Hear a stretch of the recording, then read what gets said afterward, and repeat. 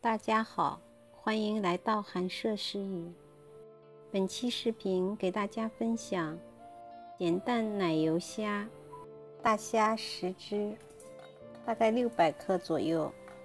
剪掉胡须，挑出虾线，洗干净后烘干水分，打入1粒鸡蛋，加入盐3克，胡椒粉3克。腌制20分钟，再加入玉米淀粉30克，使每只虾子都均匀地裹上粉。过程中一定要小心手哦。咸鸭蛋1粒蒸熟，剥去蛋白，蛋黄丢入碗中压碎备用。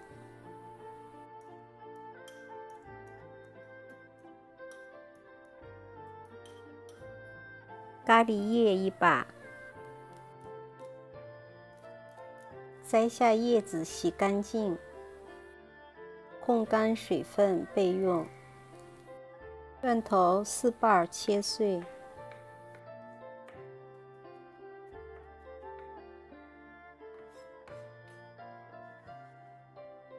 小米辣1条切碎，喜欢吃辣的可以多放一些。起锅烧油，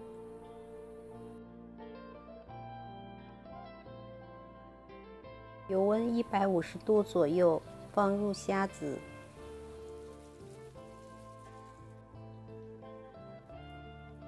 开中火炸至70%熟，捞出。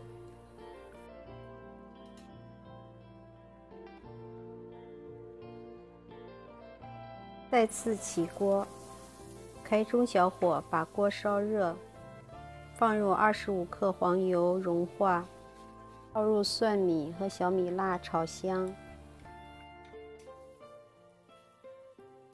倒入咸蛋黄炒香，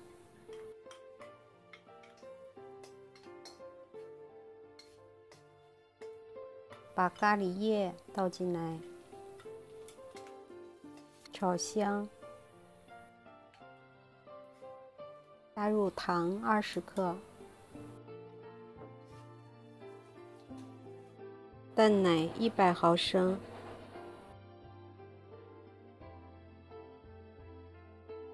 开大火煮2分钟，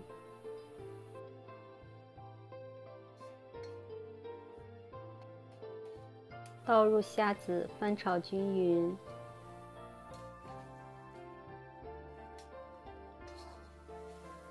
盖上盖子，煮至汤汁浓稠就可以出锅了。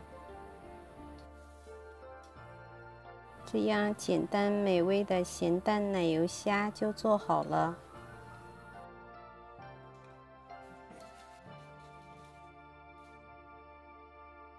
谢谢观看，我们下期再见。